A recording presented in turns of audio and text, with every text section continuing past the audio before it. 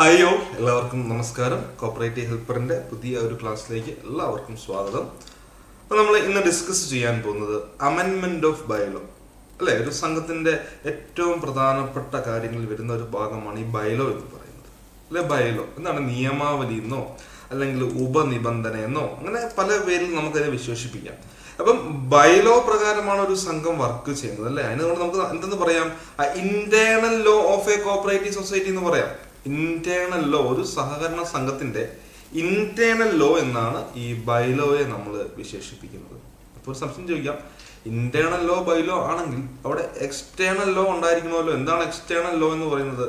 അത് act and rules ആണെന്ന് ഓർത്തേക്ക് കേട്ടോ. ഒരു സംഘത്തിന്റെ ഇന്റേണൽ ലോ ബൈലോയും എക്സ്റ്റേണൽ ലോ എന്നറിയപ്പെടുന്നത് ആക്ടും റൂളും നിയമവും ചട്ടവും എന്ന് ഓർത്ത് വെച്ചേക്കുക. അപ്പൊ നമ്മൾ ഇന്ന് ഡിസ്കസ് ചെയ്യാൻ പോകുന്നത് അതിന്റെ വകുപ്പാണ്, സെക്ഷൻ ആണ് ഡിസ്കസ് ചെയ്യുന്നത്. സെക്ഷൻ 12 എന്തുമായി ബന്ധപ്പെട്ട കാര്യങ്ങൾ പറയുന്നത്? ബൈലോ ഭേദഗതി അല്ലെങ്കിൽ എന്താ പറയുക, അമെൻമെന്റ് ഓഫ് ബൈലോയെ കുറിച്ച് പറയുന്നത് സെക്ഷൻ 12 ഓർത്ത് വെച്ചു കേട്ടോ. വളരെ പ്രധാനപ്പെട്ട ഭാഗമാണ്.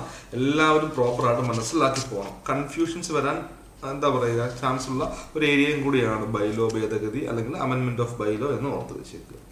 നോക്കാം. ഓക്കെ, ഇവിടെ നമുക്ക് ആദ്യം പറയുന്നുണ്ട് section 12 അമെൻമെന്റ് of bylaws of A cooperative society. അവിടെ ഉപവകുപ്പ് 1 അല്ലെങ്കിൽ സബ് സെക്ഷൻ 1 പറയാണ്, no അമെൻമെന്റ് to any bylaw of a society shall be valid unless such അമെൻമെന്റ് has been registered under this act എന്നോർത്ത് വെച്ചേക്കുക. അപ്പൊ ഒരു ബൈലോ ഭേദഗതിക്ക് നിയമസാധ്യത ഉണ്ടായിരിക്കണമെന്നുണ്ടെങ്കിൽ, വാലിഡ് ആയിരിക്കണമെന്നുണ്ടെങ്കിൽ ആ ബൈലോ അമെൻമെന്റ് എന്ത് ചെയ്തിട്ടുണ്ട്? രജിസ്റ്റർ ചെയ്യണം എന്നോർത്ത് വെച്ചേക്കുക. ക്ലിയർ ആകുന്നുണ്ടോ? അപ്പൊ നമ്മൾ നിലവിലുള്ള സംഘത്തിന്റെ ബൈലോയിൽ നമ്മളൊരു അമെൻമെന്റ് കൊണ്ടുവരുന്നു, ഒരു ഭേദഗതി കൊണ്ടുവരുന്നു. പക്ഷെ അതിന് നിയമസാധ്യത അല്ലെങ്കിൽ അത് വാല്യൂഡ് ആണെന്നുണ്ടെങ്കിൽ എന്ത് ചെയ്യണം? ആ ബൈലോ അമെൻമെന്റ് നമ്മൾ രജിസ്റ്റർ ചെയ്ത് തരണം. ആരാണ് ഇപ്പൊ ബൈലോ അമെൻമെന്റ് രജിസ്റ്റർ ചെയ്തിരുന്നത്? അത് RCC തന്നെയല്ലേ, രജിസ്ട്രാർ ഓഫ് കോഓപ്പറേറ്റീവ് സൊസൈറ്റീസ് തന്നെയാണ് നമ്മുടെ ബൈലോ അമെൻമെന്റ് രജിസ്റ്റർ ചെയ്തു തരുന്നത്. രജിസ്ട്രാർ അത് രജിസ്റ്റർ ചെയ്തെങ്കിൽ മാത്രമേ അതിന് നിയമസാധ്യത ഉള്ളൂ. ഓക്കെ, അതിന് വാലിഡിറ്റി ഉണ്ടാകുമെന്ന് ഓർത്ത് വെച്ചേക്കുക. അപ്പൊ നമ്മളിങ്ങനെ ഈ ബൈലോ അമെൻമെന്റ് രജിസ്റ്റർ ചെയ്യാൻ വേണ്ടി നമ്മൾ രജിസ്ട്രാറിന്റെ മുൻപാകെ കൊടുക്കും. അപ്പം എന്താണ്, ജനറൽ ബോഡി പൊതുയോഗം കൂടിയാണ് അവിടെ ബൈലോ അമെൻമെന്റിന്റെ ഒരു പ്രമേയം പാസ്സാക്കുന്നത്. അപ്പം അത് പാസ്സായി കഴിഞ്ഞാൽ ആ കാര്യം നമ്മൾ രജിസ്ട്രാറിനെ അറിയിക്കും, അല്ലെ രജിസ്ട്രാറിന് അത് രജിസ്റ്റർ ചെയ്യാൻ കൊടുക്കും. അങ്ങനെ രജിസ്റ്റർ ചെയ്യാൻ വേണ്ടി ബൈലോ അമെൻമെന്റ് രജിസ്റ്റർ ചെയ്യാൻ വേണ്ടി രജിസ്ട്രാറിന്റെ മുൻപാകെ നൽകുമ്പോൾ അദ്ദേഹം എന്ത് ചെയ്യണം? The provisions of section 7 specifying the conditions to be satisfied before registration of bylaw of a society by a registrar shall is apply also to the registration of amendment to bylaw എന്നോർത്ത് വെച്ചേക്കുക. അപ്പൊ section 7 പ്രകാരം കുറച്ച് കാര്യങ്ങൾ പറയാറില്ലേ അല്ലെ. അതായത് രജിസ്ട്രേഷനുമായി ബന്ധപ്പെട്ട് സെക്ഷൻ 7 കുറച്ച് കാര്യങ്ങൾ പറയുന്നുണ്ട്. അതായത് ഈ എന്താ പറയുക, അപേക്ഷ നിയമത്തിനും ചട്ടത്തിനും വിധേയമായിരിക്കണം, പിന്നെ പ്രവർത്തന പരിധി ഓവർലാപ്പ് ചെയ്യാൻ പാടില്ല, അങ്ങനെ കുറെ അധികം സെക്ഷൻ 4 പ്രകാരമായിരിക്കണം സംഘത്തിന്റെ ഒബ്ജക്ട്, അങ്ങനെ കുറച്ചധികം കാര്യങ്ങൾ നമ്മളോട് പറയുന്നുണ്ട്. കണ്ടീഷൻസ് ഞാൻ വളരെ വിശദമായിട്ട് ക്ലാസ്സിൽ എടുത്തിട്ടുണ്ട്. ആ ക്ലാസ് കണ്ട് നിങ്ങൾ മനസ്സിലാക്കുക. അപ്പൊ ആ കാര്യങ്ങളൊക്കെ രജിസ്ട്രാർ ഇവിടെ വീണ്ടും ഒന്നും കൂടെ പരിശോധിക്കണം എന്നാണ് പറയുക. രജിസ്ട്രേഷനുമായി ബന്ധപ്പെട്ട കാര്യങ്ങൾ ഒന്നും കൂടെ അദ്ദേഹം നോക്കണം. ബൈലോ അമെൻമെന്റ് വരുമ്പോൾ അദ്ദേഹം നോക്കണം. അതിനകത്ത് വിശദമായിട്ട് പറയുന്നുണ്ട് എന്താണ്, ബൈലോയിൽ പറഞ്ഞിട്ടുള്ള കാര്യങ്ങൾ നിയമത്തിനും ചട്ടത്തിനും വിരുദ്ധമാകരുത്, not contrary to the act or rules എന്ന് പറയുന്നുണ്ട്. ബൈലോയിലെ കാര്യങ്ങൾ ഒരു കാരണവശാലും നിയമത്തിനും ചട്ടത്തിനും എന്താണ് വിരുദ്ധമാകരുത്, എതിരാവരുത് എന്നോർത്ത് വെച്ചേക്കുക. പറഞ്ഞ എന്താണ് ഇവിടെ പറയുന്നത്? സംഘത്തിന്റെ ബൈലോ രജിസ്റ്റർ ചെയ്യുന്നതിന് മുൻപായിട്ട് അല്ലെ, ബൈലോ രജിസ്റ്റർ ചെയ്യുന്നതിന് മുൻപായിട്ട് രജിസ്ട്രാർ എന്ത് ചെയ്തിരിക്കണം? ആ സെക്ഷൻ 7 പ്രകാരമുള്ള പ്രൊവിഷൻസ് അല്ലെങ്കിൽ വ്യവസ്ഥകളൊക്കെ പാലിക്കുന്നുണ്ടോ എന്നൊക്കെ പ്രോപ്പറായിട്ട് ചെക്ക് ചെയ്യണം എന്നോർത്ത് വെച്ചേക്കുക. ഓക്കെ, അതിനുശേഷം പറയുന്നുണ്ട്, നോക്കിയേ, provided that the registrar shall before registering an amendment of any bylaw. അപ്പം ഈ ബൈലോ രജിസ്റ്റർ ചെയ്യുന്നതിന് മുൻപായിട്ട് അല്ലെ, ബൈലോ രജിസ്റ്റർ ചെയ്യുന്നതിന് മുൻപായിട്ട് എന്ത് ചെയ്യണം? The state cooperative union, if the bylaws to the amended are that of an apex or a central society, ഒരു അപ്പെക്സ് സൊസൈറ്റിയുടെയോ അല്ലെങ്കിൽ സെൻട്രൽ സൊസൈറ്റിയുടെയോ ബൈലോ അമെൻമെന്റുമായി ബന്ധപ്പെട്ട കാര്യങ്ങളാണെങ്കിൽ രജിസ്ട്രാർ ആരുമായിട്ട് കൺസൾട്ട് ചെയ്യണം? സംസ്ഥാന സഹകരണ യൂണിയനുമായിട്ട് കൺസൾട്ട് ചെയ്യണം. ക്ലിയർ ആകുന്നുണ്ടോ? കൺസൾട്ട് ചെയ്യണം, ആലോചിക്കേണ്ടതാണ്. ഇപ്പൊ രജിസ്ട്രാറിന്റെ മുൻപാകെ ഒരു അപ്പെക്സ് സംഘത്തിന്റെയോ അല്ലെങ്കിൽ ഒരു സെൻട്രൽ സംഘത്തിന്റെയോ ബൈലോ അമെൻഡ് ചെയ്യാൻ വേണ്ടിയാണ്, അല്ലെങ്കിൽ ആ ബൈലോ അമെൻമെന്റ് രജിസ്റ്റർ ചെയ്യാൻ വേണ്ടിയാണ് അപേക്ഷ വന്നിട്ടുണ്ടെങ്കിൽ രജിസ്ട്രാർ ഈ പറഞ്ഞ സെക്ഷൻ 7 പ്രകാരമുള്ള കാര്യങ്ങളൊക്കെ വിശദമായിട്ട് നോക്കണം. അതിനുശേഷം എന്ത് ചെയ്യണം? ഞാൻ പറഞ്ഞു അപ്പെക്സ് അല്ലെങ്കിൽ സെൻട്രൽ സംഘമാണെങ്കിൽ, അപ്പെക്സ് ഓർ സെൻട്രൽ സൊസൈറ്റി ആണെങ്കിൽ ആ കാര്യം, അതായത് ഇന്നതുപോലെ ബൈലോ അമെൻമെന്റ് രജിസ്റ്റർ ചെയ്യാൻ വേണ്ടി ഒരു അപേക്ഷ വന്നിട്ടുണ്ട് തുടങ്ങിയ കാര്യങ്ങളൊക്കെ ആരുമായിട്ട് കൺസൾട്ട് ചെയ്യണം?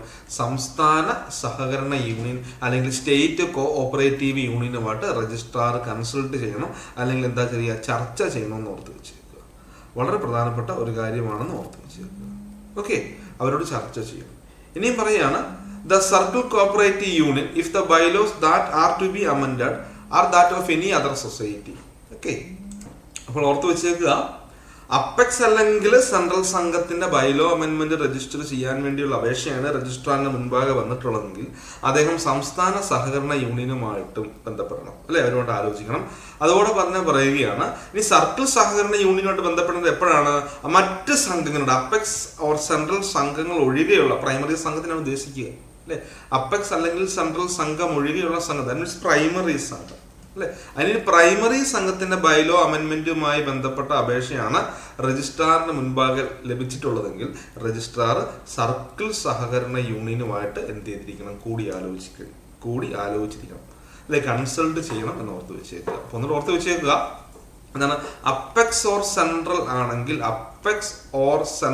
ആണെങ്കിൽ ആരുമായിട്ടാണ്? State cooperative യൂണിയനുമായിട്ടും. ഇനിയും പറയുന്നത് പ്രൈമറി അതർ സംഘം എന്നാണ് പറയുന്നതെങ്കിൽ പ്രൈമറിയാണ് ഉദ്ദേശിക്കുന്നത് കേട്ടോ. അതർ സംഘങ്ങളൊക്കെ ആണെങ്കിൽ അവരാരുമായിട്ടാണ്?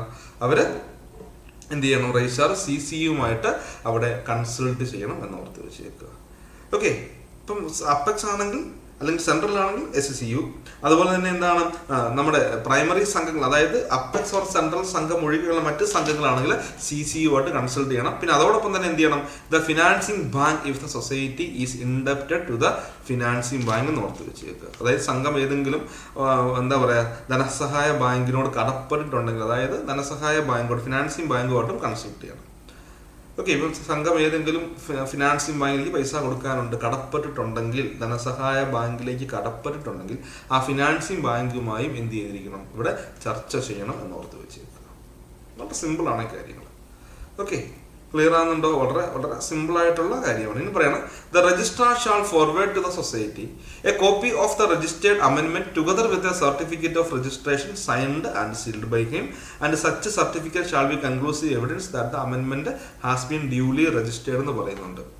എന്താ പറയുക, അപ്പം എല്ലാം ഓക്കെയാണ്. രജിസ്ട്രാർ ഈ എന്താ പറയുക നമ്മുടെ ബൈലോ അമെൻമെന്റ് രജിസ്റ്റർ ചെയ്ത് കഴിഞ്ഞെങ്കിൽ അദ്ദേഹം എന്ത് ചെയ്യണം എന്ന് പറയുന്നത്, the registrar shall forward to the society a copy of the registered അമെൻമെന്റ് together with a certificate of registration signed and sealed by him. ഇപ്പോൾ രജിസ്ട്രാർ സൈൻ ചെയ്തതും അതുപോലെ തന്നെ അദ്ദേഹത്തിന്റെ സീല് പതിച്ചതുമായിട്ടുള്ള ആ ഒരു എന്താ പറയുക ബൈലോ അമെൻമെന്റ് രജിസ്റ്റേർഡ് അമെൻമെന്റും അതോടൊപ്പം തന്നെ സർട്ടിഫിക്കറ്റ് ഓഫ് രജിസ്ട്രേഷനും അദ്ദേഹം സംഘത്തിലേക്ക് കൊടുക്കണം. പിന്നെ പറയുന്നുണ്ട്, and such certificate shall be conclusive evidence that the അമെൻമെന്റ് ഹാസ് ബീൻ ഡ്യൂലി രജിസ്റ്റേർഡ്. ഇപ്പൊ അതൊന്ന് മനസ്സിലാക്കി വെച്ചത്. പറഞ്ഞ രജിസ്ട്രാർ കയ്യൊപ്പ് പതിച്ച് സീൽ പതിച്ച രജിസ്ട്രേഷൻ സർട്ടിഫിക്കറ്റോടുകൂടി രജിസ്റ്റർ ചെയ്യപ്പെടുന്ന ഭേദഗതിയുടെ ഒരു പകർപ്പ് സംഘത്തിന് അയച്ചു കൊടുക്കേണ്ടതും, പിന്നെ അപ്രകാരമുള്ള സർട്ടിഫിക്കറ്റ് യഥാവിധി ബൈലോ ഭേദഗതി രജിസ്റ്റർ ചെയ്തു എന്നുള്ളതിനുള്ള എന്താണ് പറയുക കൺക്ലൂസീവ് എവിഡൻസ് അല്ലെങ്കിൽ നിർണായക തെളിവാണ്. അപ്പം ബൈലോ അമെന്റ് ചെയ്ത് കഴിയുമ്പോൾ രജിസ്ട്രേഷൻ സർട്ടിഫിക്കറ്റും അതുപോലെ തന്നെ അതിന്റെ എന്താ പറയുക ബൈലോ അമെന്റ്മെന്റ് ഒരു കോപ്പിയും സംഘത്തിലേക്ക് രജിസ്ട്രാർ നൽകും എന്ന് ഓർത്ത് വെച്ചേക്കുക. ഓക്കെ, അത് ഒന്ന് ഓർത്ത് വെച്ചേക്കുക. The registrar shall forward to society a copy of the registered amendment together with the certificate of registration.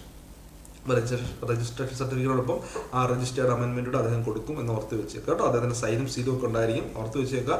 Such certificate, ആ സർട്ടിഫിക്കറ്റ് എന്തായി കണക്കാക്കണം? Shall be the conclusive evidence that the അമെൻമെന്റ് ഹാസ് ബീൻ ഡ്യൂലി രജിസ്റ്റേർഡ്, അല്ലെ. അമെൻമെന്റ് register ചെയ്തു എന്നുള്ളതിന്റെ ഒരു നിർണായക തെളിവായിട്ട് നമ്മൾ അതിനെ കണക്കാക്കണം എന്ന് ഓർത്ത് വെച്ചേക്കുക. ഇതാണ് പക്കായിട്ട് എല്ലാം ഓക്കെ ആകുവാണെങ്കിൽ ഇനിയും പറയുകയാണ്, നോക്കിയേ, where the registrar refuses to register an അമെൻമെന്റ് of the bylaw of a society.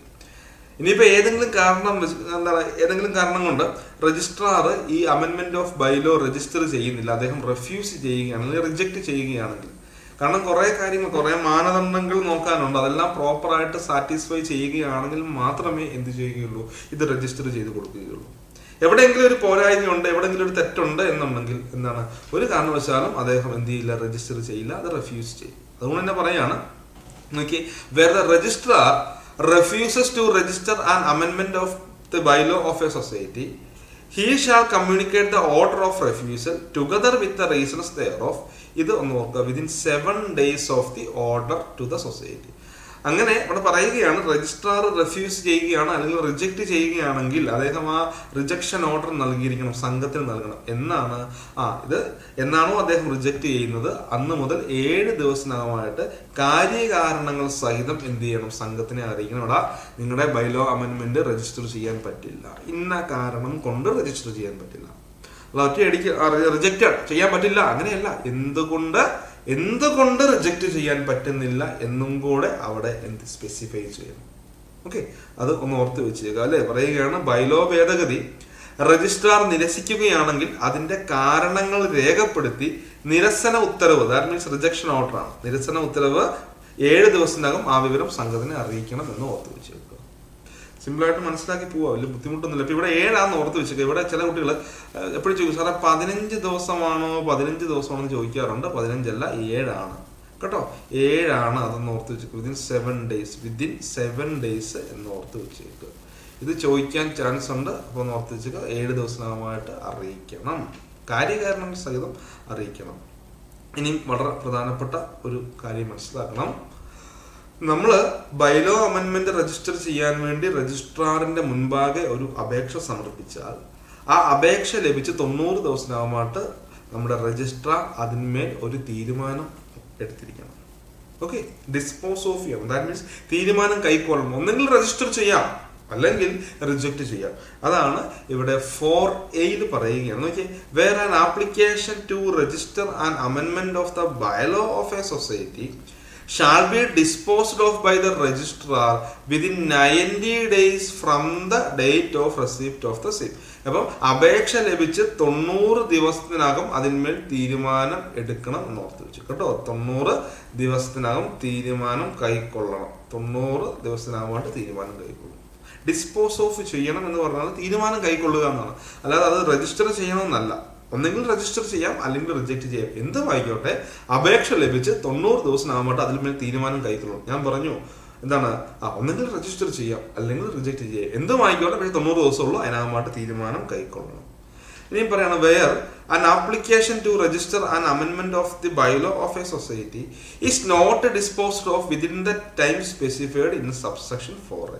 അപ്പൊ 90 ദിവസത്തിനകമായിട്ടും നമ്മുടെ RCS അതിന്മേൽ ഒരു തീരുമാനം കൈക്കൊള്ളുന്നില്ല എങ്കിലോ, തീരുമാനം എടുക്കുന്നില്ല, 90 ദിവസമായിട്ടും RCS അതിന്മേൽ ഒരു തീരുമാനം എടുക്കുന്നില്ല എന്നുണ്ടെങ്കിൽ സംഘത്തിന് എന്തിനു പോകും? അതായത് 90 ദിവസമായിട്ട് നോക്കിയിരിക്കുകയാണ്, അതിന്മേൽ ഒരു തീരുമാനമില്ല, രജിസ്റ്റർ ചെയ്യുന്നുമില്ല, റിജക്ട് ചെയ്യുന്നുമില്ല, അല്ലെ, ഒന്നും പറയുന്നില്ല, 90 ദിവസമായിട്ട് അതിന്മേൽ തീരുമാനമൊന്നും കൈക്കൊള്ളുന്നില്ല എന്നുണ്ടെങ്കിൽ സംഘത്തിന് ഒരു റെപ്രസെന്റേഷന് പോകാം. റെപ്രസെന്റേഷൻ എന്ന് പറയാൻ നിവേദനം എന്ന് പറയും കേട്ടോ.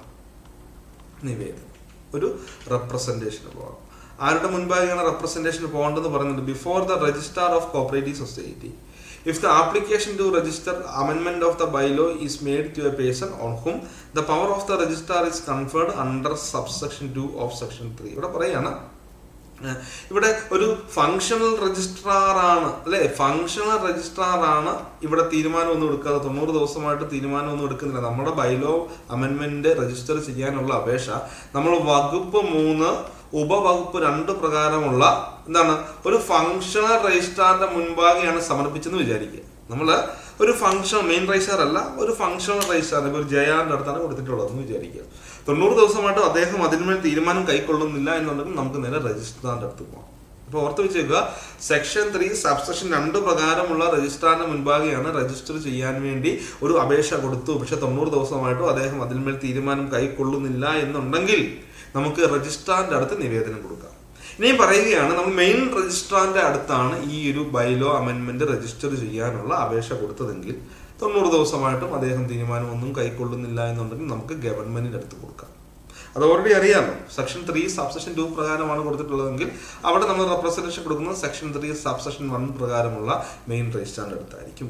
ഇനിയും പറയുകയാണ്, നമ്മൾ മെയിൻ രജിസ്ട്രാർ സെക്ഷൻ 3 സബ്സെക്ഷൻ 1 പ്രകാരമുള്ള രജിസ്ട്രാറിന് മുൻപാകെയാണ് ബൈലോ അമെൻമെന്റിനുള്ള അപേക്ഷ കൊടുത്തു, പക്ഷെ 90 ദിവസമായിട്ടും അദ്ദേഹം അതിന്മേൽ തീരുമാനമൊന്നും എടുക്കുന്നില്ല എന്നുണ്ടെങ്കിൽ നമുക്ക് നിവേദനം ഗവൺമെന്റിന്റെ അടുത്ത് കൊടുക്കാം എന്ന് ഓർത്ത് വെച്ചേക്കാം. അതാണ് രണ്ടാമത് പറയുന്നത്. Okay, before the government if the application for registration of the amendment of the bylaw is made before the registrar. ഇപ്പോൾ രജിസ്ട്രാറിന് മുൻപാകെയാണെങ്കിൽ ഗവൺമെന്റ്, ഇനിയും ഫങ്ഷണൽ രജിസ്ട്രാർമാരുടെ മുൻപാകെയാണെങ്കിൽ രജിസ്ട്രാർ ആണെന്ന് ഓർത്ത് വെച്ചു. പിന്നെ പറയാണ് and the registrar or the government, registrar government പറയുന്നുണ്ട് as the case may be shall within 60 days from the date of receipt of such representation issue direction to the authority concern to dispose the same. ഇപ്പോൾ പറയുകയാണ് ഇങ്ങനെ ഒരു നിവേദനം, for example ഞാനിവിടെ പറയാം, ഞാൻ ഇവിടെ മെയിൻ രജിസ്ട്രാറിന്റെ മുൻപാകെയാണ് രജിസ്റ്റർ ചെയ്യാൻ വേണ്ടി അപേക്ഷ കൊടുത്തത്. പക്ഷേ 90 ദിവസമായിട്ടും അദ്ദേഹം തീരുമാനം എടുക്കുന്നില്ല എന്നുണ്ടെങ്കിൽ ഞാൻ നേരെ ഗവൺമെന്റിന്റെ അടുത്ത് കൊണ്ട് ഒരു നിവേദനം കൊടുക്കും. ഓക്കെ, അങ്ങനെ ഈ നിവേദനം കിട്ടി 60 ദിവസത്തിനകമായിട്ട് ഗവൺമെന്റ്, നിവേദനം മീൻസ് റെപ്രസെന്റേഷൻ, അങ്ങനെ ഒരു റെപ്രസെന്റേഷൻ കിട്ടി 60 ദിവസത്തിനകമായിട്ട് എന്ത് ചെയ്യണം, ഗവൺമെന്റ് ഈ അതോറിറ്റിയോട് ഓർഡർ ചെയ്യണം. അതായത് ഗവൺമെന്റ് രജിസ്ട്രാറിന് പറയും എന്താണ്, നോക്കി നീ എന്താണ് ഇങ്ങനെ ഒരു റെപ്രസെന്റേഷൻ നിവേദനം കിട്ടിയിട്ടുണ്ട്, ഇതിന്മേൽ തീരുമാനം എടുക്കണം കേട്ടോ എന്നും പറഞ്ഞ ഗവൺമെന്റ് എന്ത് ചെയ്യും, ഗവൺമെന്റിന്റെ കൈവശം ഒരു നിവേദനം കിട്ടിയാൽ നിവേദനം കിട്ടി 60 ദിവസത്തിനകമായിട്ട് ഈ രജിസ്ട്രാറിനോട് പറയും അതിന്മേൽ തീരുമാനം എടുക്കാൻ പറയും കേട്ടോ. അവർ issue direction to the authority concern to dispose of the same, അല്ലേ അതോറിറ്റി. ഇപ്പോൾ ഇവിടുത്തെ അതോറിറ്റി RCS അല്ലേ, RCS ചെയ്ത് തരാത്ത കൊണ്ടാണ് ഞാൻ ഗവൺമെന്റിന്റെ അടുത്ത് നിവേദനം കൊണ്ടുപോയത്. അപ്പോൾ ഗവൺമെന്റ് എന്ത് ചെയ്യും, ഈ RCSനോട് പറയും ഇടേ അതിന്മേൽ തീരുമാനം എടുക്കാൻ പറയും. അതായത് ഗവൺമെന്റിന്റെ കയ്യിൽ ഇങ്ങനെ ഒരു റെപ്രസെന്റേഷൻ കിട്ടി 60 ദിവസത്തിനകമായിട്ട് ഗവൺമെന്റ് RCSനോട് പറയും ഇതിന്മേൽ തീരുമാനമെടുക്കാൻ. ഇനി ഞാൻ ഒരു JRന്റെ അടുത്ത് പോയി അപേക്ഷ കൊടുത്തു, പക്ഷേ 90 ദിവസമായിട്ട് തീരുമാനം കിട്ടുന്നില്ലെങ്കിൽ ഞാൻ എന്ത് ചെയ്യും, RCSന്റെ അടുത്തോട്ട് റെപ്രസെന്റേഷൻ കൊടുക്കും. അങ്ങനെ ഒരു റെപ്രസെന്റേഷൻ കിട്ടി 60 ദിവസമായിട്ട് RCS JRനോട് പറയും ഇടേ അതിന്മേൽ തീരുമാനം എടുക്ക്, അല്ലെ അതിന്മേൽ എന്താ ഡിസ്പോസ് ഓഫ് ദ സെയിം എന്ന് പറയാൻ, നീ അതിന്മേൽ തീരുമാനം എടുക്കാൻ പറയും. ഒന്നുകിൽ അത് നോക്കിയിട്ട് രജിസ്റ്റർ ചെയ്ത് കൊടുക്കുക, അല്ലെങ്കിൽ റിജക്റ്റ് ചെയ്യും. പക്ഷേ ഇത്ര സമയമായി, ഇത്ര പെട്ടെന്ന് കാര്യങ്ങൾ ചെയ്യണം എന്നും പറഞ്ഞ് എന്ത് ചെയ്യും, ഒരു ഓർഡർ നൽകും എന്ന് ഓർത്ത് വെച്ചേക്കുക, അല്ലെങ്കിൽ ഇഷ്യൂ ഡയറക്ഷൻ എന്ന് ഓർത്ത് വെച്ചേക്കുക, നിർദ്ദേശം നൽകുമെന്ന് ഓർത്ത് വെച്ചേക്കുക. ഇത്രയാണ് ബൈലോ അമെൻമെന്റിന്റെ സെക്ഷനിൽ പറയുന്നത് കേട്ടോ. സെക്ഷൻ 12 പറഞ്ഞ കാര്യങ്ങളാണ് നമ്മൾ ഡിസ്കസ് ചെയ്തത്. ഒന്നുമായിട്ടില്ല, ഇനിയും ഇതിന്റെ തനത് റൂളുകളൊക്കെ ഉണ്ട്, ചട്ടമൊക്കെ ഉണ്ട് കേട്ടോ, പ്രൊസീജിയറൊക്കെ പറയുന്ന റൂളുകളുണ്ട്. അത് ഞാൻ അടുത്ത ദിവസം എടുത്തു തരും കേട്ടോ. ഇന്ന് നിങ്ങൾ ഇത് പ്രോപ്പറായിട്ട് കണ്ട് വളരെ വിശദമായിട്ട് തന്നെ നിങ്ങൾ പഠിക്കേണ്ട കാര്യങ്ങൾ വിശദമായിട്ട്. ഞാൻ ഒരു പോയിന്റ് പോലും ഇതിൻ്റെ അകത്ത് കളഞ്ഞിട്ടില്ല, എല്ലാ പോയിന്റുകളോടും തന്നെയാണ് പഠിപ്പിച്ചിട്ടുള്ളത്. അത് ഇംഗ്ലീഷിലുള്ള കാര്യങ്ങളും പറയുന്നുണ്ട്, അതുമായി ബന്ധപ്പെട്ട് തനത് എങ്ങനെയാണ് ഇതിൻ്റെ എന്താണ് പറയുക, പുസ്തകങ്ങളിൽ പറയുന്നത് അല്ലെങ്കിൽ ഗസറ്റിൽ പറയുന്നത് എങ്ങനെയാണ്, അല്ലെങ്കിൽ എങ്ങനെയാണ് ഈ പ്രോപ്പറായിട്ട് മലയാളത്തിൽ ആ നിയമം പറയുന്നത്, അതും പറഞ്ഞിട്ടുണ്ട്. പിന്നെ അല്ലാതെ നിങ്ങൾക്ക് നല്ല രീതിയിൽ എക്സ്പ്ലെയിൻ ചെയ്ത് തന്നിട്ടുമുണ്ട്. ക്ലാസ്സസൊക്കെ കണ്ട് കാര്യങ്ങൾ വളരെ വിശദമായിട്ട് പഠിച്ച് മുൻപോട്ട് പോകുക. ബാക്കി കാര്യങ്ങൾ നമുക്ക് അടുത്ത ക്ലാസ്സിൽ ഡിസ്കസ് ചെയ്യാം. ഇപ്പോൾ എല്ലാവരും എന്ത് ചെയ്യുക, നിങ്ങളുടെ സുഹൃത്തുക്കൾക്കൊക്കെ നമ്മുടെ വീഡിയോസൊക്കെ ഒന്ന് സെൻഡ് ചെയ്ത് കൊടുക്കുക, ഒക്കെ ഷെയർ ചെയ്ത് കൊടുക്കുക. നിങ്ങൾ ലൈക്ക് ചെയ്യുക, ഓക്കെ, ചാനൽ സബ്സ്ക്രൈബ് ചെയ്യുക, ബെല്ലൈക്കൺ എനേബിൾ ചെയ്യുക, ഇന്നും ക്ലാസ് അപ്ലോഡ് ചെയ്യും. ഇപ്പം നമ്മൾ പഠിച്ച് സെക്ഷൻ 12 വരെ പഠിച്ചു. ഇങ്ങനെ കുറേ ദിവസം കൊണ്ട് തന്നെ നമ്മൾ ആദ്യം ഇതൊക്കെ ഒന്ന് ഒതുക്കിയതിന് ശേഷം ബാക്കി ബാങ്കിങ്ങിലോട്ടും അക്കൗണ്ടിങ്ങിലോട്ടൊക്കെ നമ്മൾ അതിലേക്കൊക്കെ നമ്മൾ പോകുന്നതായിരിക്കും. അതിലേക്കൊക്കെ നമ്മൾ കൈ കടത്തുക എന്ന് പറയത്തില്ലേ, ബാങ്കിങ്ങും അക്കൗണ്ടിങ്ങും കോർപ്പറേഷനും ഒക്കെ നിങ്ങൾക്ക് തരുന്നതായിരിക്കും. പക്ഷെ പൊതുവെ കുട്ടികൾ പറയുന്നു ഇതാണ് എല്ലാവർക്കും ബുദ്ധിമുട്ട്. അതുകൊണ്ടാണ് ഞാനിപ്പോൾ കുറച്ച് ദിവസത്തേക്ക് ഇതിൽ എന്ത് ചെയ്യുന്നത്, വീഡിയോസുകൾ അപ്ലോഡ് ചെയ്തുകൊണ്ടിരിക്കുന്നത്. അപ്പോൾ എല്ലാവരും നന്നായിട്ട് പഠിക്കുക. എല്ലാവർക്കും all the best. Okay, thank you.